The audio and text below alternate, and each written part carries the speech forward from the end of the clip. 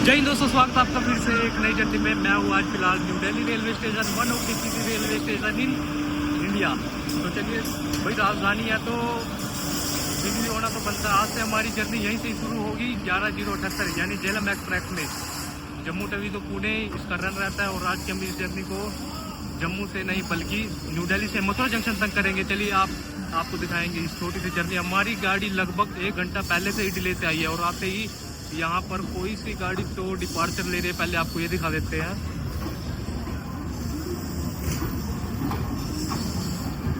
पता नहीं कौन सी गाड़ी है, अगर आपको पता लगे कमेंट सेक्शन में जरूर रखना। किसी के साथ एक शेयरिंग है, इसकी स्पेसिफिक नाम नहीं दिया गया है। हमारा लगभग डिपार्चर हो चुका है 1 घंटे की देरी से झेलम एक्सप्रेस से न्यू दिल्ली से।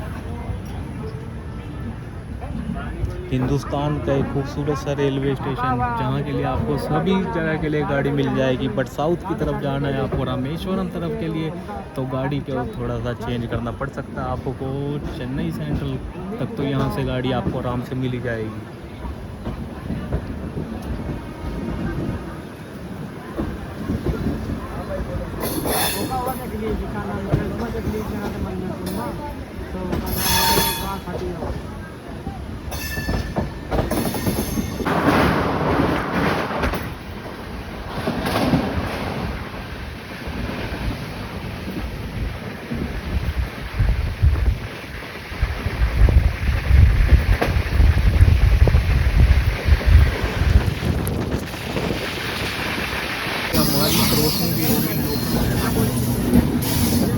सीधे Ghaziabad local.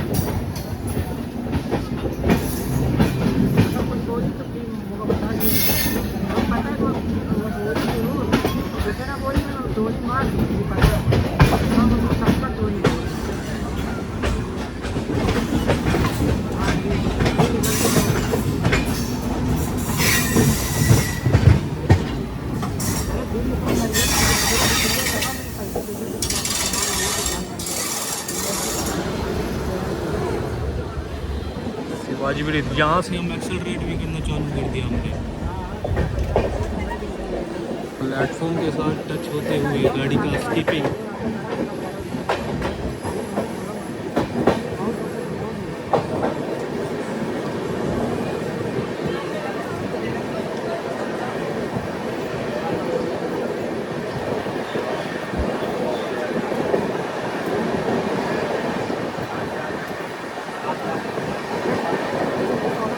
Skipped Shivaji bridge.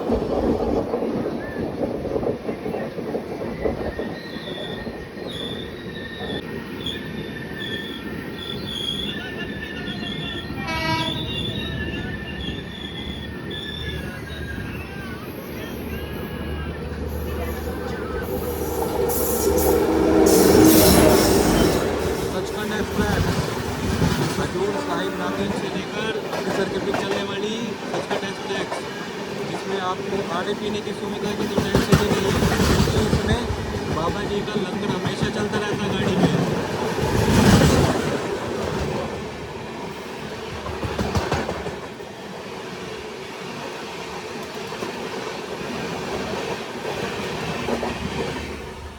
तो 504 किलोमीटर तय कर पहुँच चुके हैं हज़रत निजामुद्दीन। मुंबई जैसे रूट्स के लिए एक इम्पोर्टेंट रेलवे स्टेशन अगर मुंबई तरफ किसी गाड़ी को जाना था तो इसी रेलवे स्टेशन को स्किप करके जाती है, चाहे वो पश्चिम एक्सप्रेस हो या मुंबई CSMT जैसी एक्सप्रेस ट्रेन है।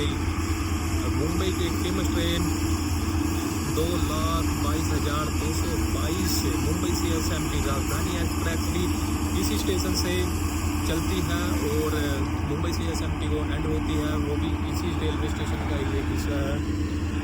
यहाँ आते आते हमारे को तो रोक दिया गया है, लेकिन हमारे आते ही एक गाड़ी यहाँ से डिपार्ट ले रही है। चलिए देखते हैं कौन सी गाड़ी है। रायपुरम का वेब फैमिली से लीड कर रहा है।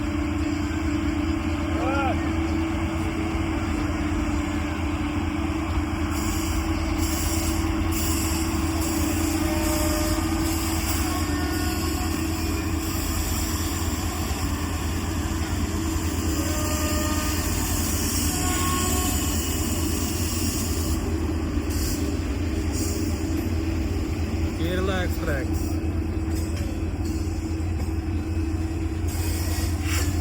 केरला से न्यू दिल्ली तक केरला एक्सप्रेस त्रिवेंद्रपुरम सेंट्रल से न्यू दिल्ली तक के लिए केरला एक्सप्रेस का डिपार्चर हो चुका है हजरत निजामुद्दीन से।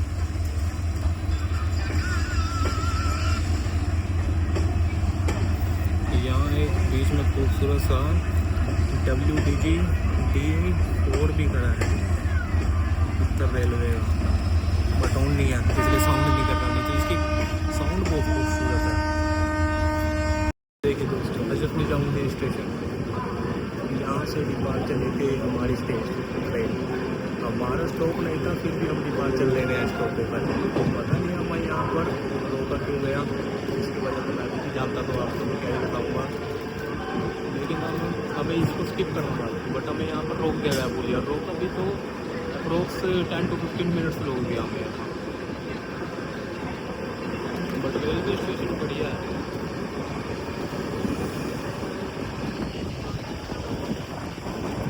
और स्टेशन से निकलते ही हमने पिकअप ले लिया है, तो गाड़ी ने एक्सेलरेटर तो भूल रखी है, तो मिलते ही स्पीड पकड़ते हुए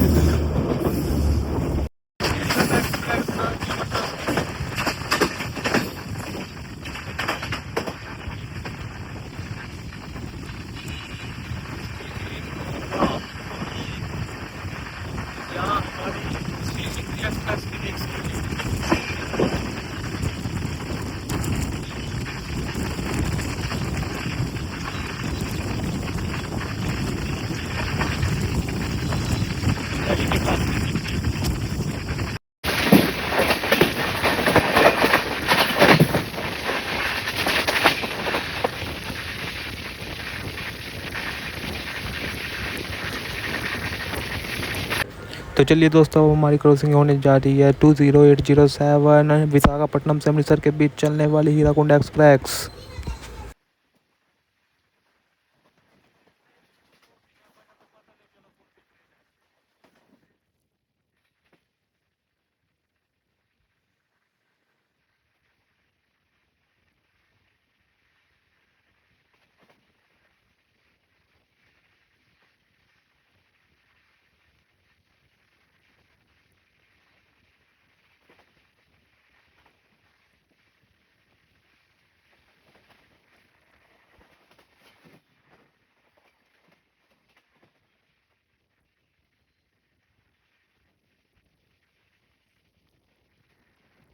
दोस्तों, हमारी गाड़ी पहुंचने वाली है तुगलकाबाद रेलवे स्टेशन पहुंचने वाली है, लेकिन इस यहाँ पर हम रुकेंगे नहीं। इस रेलवे स्टेशन को हम स्किप करते हुए निकल जाएंगे आगे अपने सफ़र की ओर। तुगलकाबाद के लोकल साइड की बात करें, तुगलकाबाद के लोकल साइड तो मुझे लगता है ज़बरदस्त है। यह हर जगह, मतलब WAG9 देख लो चाहे WAP7, तुगलकाबाद के लगभग बहुत सारे आपको लोकोमोटिव के ऊपर लिखा दिख जाएगा TKD, तुगलकाबाद के लोकोमोटिव होते हैं।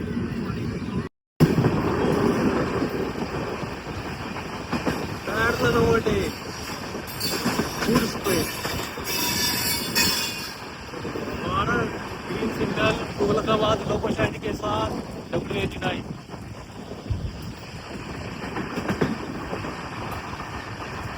और लोकोमोटिव के साथ हमारी दूसरी गुड्स ट्रेन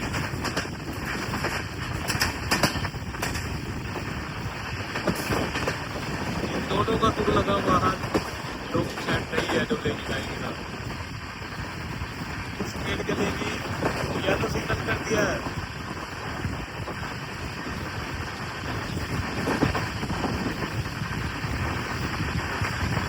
यहाँ से भी निकलते निकलते गाड़ी को 120 तो 30 तक करते जा रहे, बट गाड़ी को और जगह रोक दिया गया है। जब निजामुद्दीन रोक दी, फिर तुगलकाबाद की अब्दुल्लापुर रोक ही दिया गया था, बस गाड़ी धीरे धीरे ही आगे बढ़ती थी। यहाँ आते आते मौसम में भी कुछ बदलाव आ गया लगता है।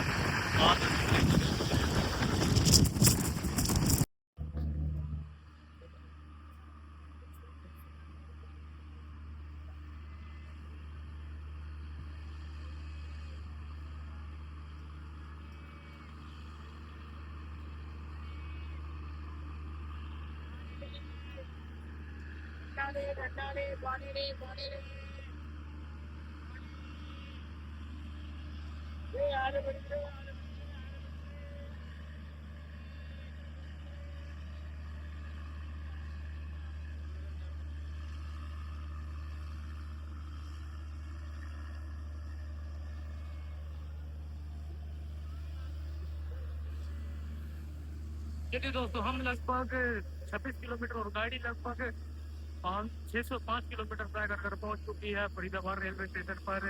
दिल्ली एनसीआर का एक महत्वपूर्ण हिस्सा जो फरीदाबाद है और हरियाणा के एक सबसे इम्पोर्टेंट शहर, जहाँ पर इंडस्ट्रीज के लिए बहुत बड़ी इंडस्ट्रियल एरिया के लिए बहुत बड़ी चीज़ है ये फरीदाबाद। यहाँ पर मैकेनिकल इंजीनियरिंग वगैरह के लिए मारुति सुजुकी के आपको शोरूम से आराम से मिल जाएगी। यहाँ मैकेनिकल वर्क बहुत होता है, तो इंडस्ट्रियल के लिए फरीदाबाद शहर एक बहुत अच्छा शहर है। चलिए दोस्तों, हमारी गाड़ी को रिपार्चर होने वाला है, चलिए चलते आप करेंगे। पहुंचने के बाद यहाँ गोल्डन टेम्पल भी अपना डिपार्चर देने को तैयार है।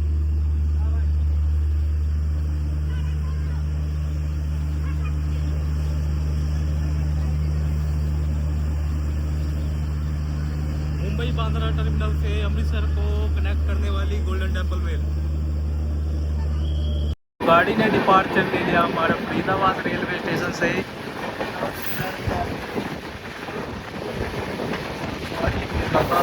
BTP है, डीजल गुड्स ट्रेन।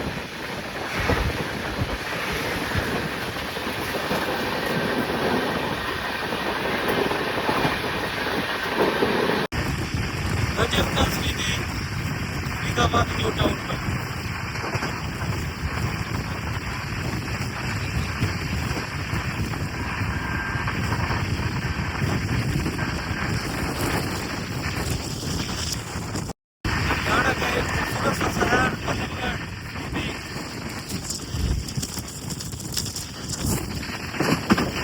चलने के बाद गाड़ी ने यहीं पर ही जो स्पीड पकड़ी है, पर क्या गजब की स्पीड खड़ी है। यहाँ से लगता है कि गाड़ी अपना कितना भी लेट वक्त है कवर कर पाएगी।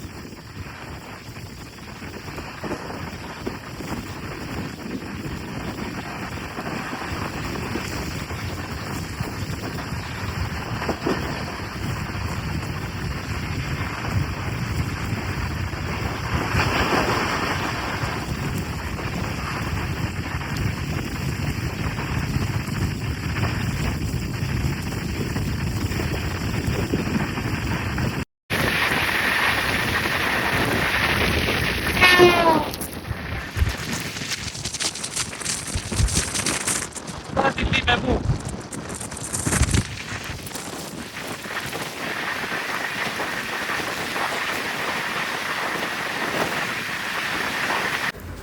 लगता है यहाँ पर BTPN वैगन्स में फ्यूल का ट्रांसफ़र किया जा रहा है और यहीं से लगता है इसको ट्रांसपोर्ट सेवा के लिए भेजा जाएगा।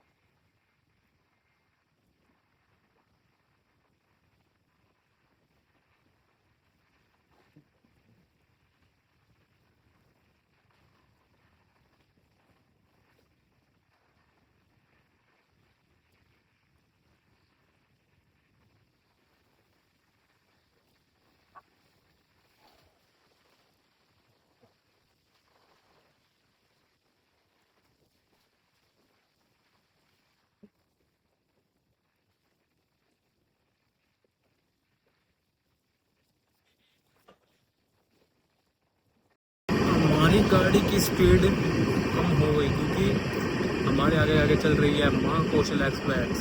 हजरत निजामुद्दीन से जबलपुर को जाने वाली महाकौशल एक्सप्रेस ही हमारे से 4 किलोमीटर आगे चल रही है, इसलिए हमारी गतिविधियों पर बहुत ज़्यादा असर पड़ रहा है दोस्तों। हमारी गाड़ी अभी 130 टच कर गई थी, बट अब दोबारा से हमारी गाड़ी 20 से 30 स्पीड पर आ चुकी है महाकौशल एक्सप्रेस की वजह से। चलिए दोस्तों, गाड़ी हमारी लगभग 700 किलोमीटर का सफ़र तय कर अब पहुंचने वाली है मथुरा जंक्शन रेलवे स्टेशन पर। लेकिन उससे पहले आपको दिखा देते हैं यहाँ का मथुरा जंक्शन का बस स्टैंड। यहाँ से आपको यूपी के अन्य किसी भी ज़िलों के लिए आराम से कनेक्टिविटी मिल जाएगी बसेस के थ्रू। अगर आपको मथुरा, वृंदावन या गोवर्धन जैसे जगहों पर जाना है तो यहाँ से बस के लिए कनेक्टिविटी आराम से मिल जाएगी। अगर आपको इस बस स्टैंड पर आना है तो मथुरा जंक्शन से आपको लेफ़्ट की ओर एग्ज़िट करना है, तभी यहाँ से आप बसेस की कनेक्टिविटी आराम से प्राप्त कर पाएंगे।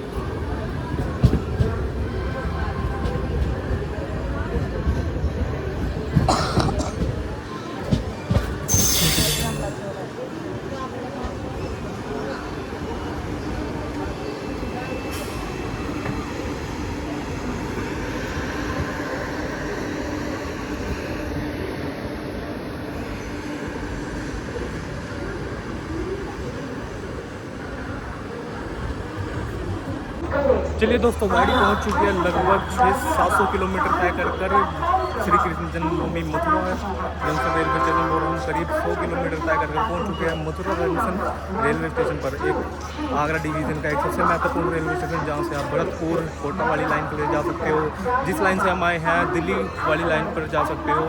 किशनगंज बरेली वाली लाइन यहीं से ही अलग होती है। तो आगरा कैंट का तो एक महत्वपूर्ण है ही है। तो मथुरा जंक्शन के बारे में अगर एक और बात बता दी जाए तो आप अगर इस स्टेशन पर आ रहे हैं तो अपना खाना पीना साथ में लेकर आना, वरना यहाँ के स्टोर्स वाले तो आपको लूट ही लेंगे। मैं ऐसा इसलिए कह रहा हूँ क्योंकि अगर यहाँ के स्टोर्स वाले हमेशा लोगों को सोचते हैं कि ये टूरिस्ट है, और टूरिस्ट होने का ये फ़ायदा उठाते हैं। ये 10 से 20 रुपये लेकर आपको ओवर चार्ज करते हैं। अगर आपको ओवर चार्जिंग से बचना है तो यहाँ पर अपने लिए खाने पीने की व्यवस्था पहले से ही। तो चलिए दोस्तों, यहाँ पर करते हैं हम आज अपनी जर्नी को एंड। तक के लिए चाहिए।